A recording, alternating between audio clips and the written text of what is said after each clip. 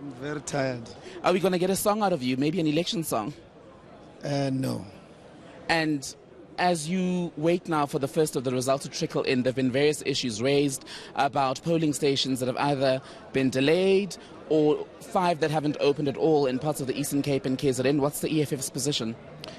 I think one of the most seriously embarrassing things that the IEC should seriously take into deep introspection is what happened in the Western Cape, which was blatant racism in South Africa 25 years into democracy, where white people were created a special queue which moved faster than the rest of the other African people.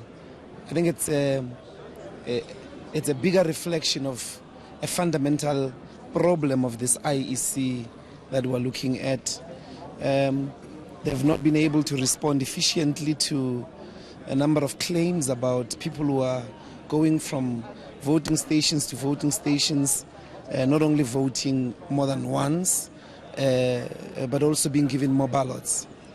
And then there's been a problem of, that people who were registered as special voters pitched up as well on today's voting, and they voted again. So these are important things which the IEC can't give you a very straightforward answer as to what exactly they're going to do to reconcile them. Otherwise, it's been a very peaceful election. On the part of political activists on the ground, we have put up the most formidable campaign as the EFF. Many people didn't expect it, and we've shut up a lot of critics, some of which are at the ranks of the media. We were against a very sustained disinformation campaign. Many people thought we were not going to make it, but we ran the most beautiful, the most formidable, the most unexpected campaign. And we're the only ones rising. We're the only ones who are expected to do very well by anyone's prediction, internal predictions of political formations, and even our haters say we're going to do well.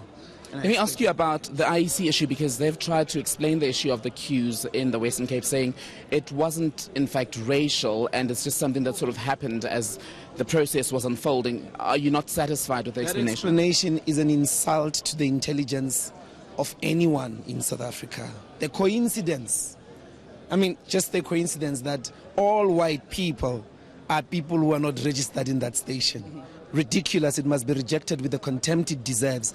They better take us seriously, take responsibility, go into that station and hold the people who are running that station accountable for that human right violation. This is South Africa, and any white people who do not want to live with the blacks don't belong in this country.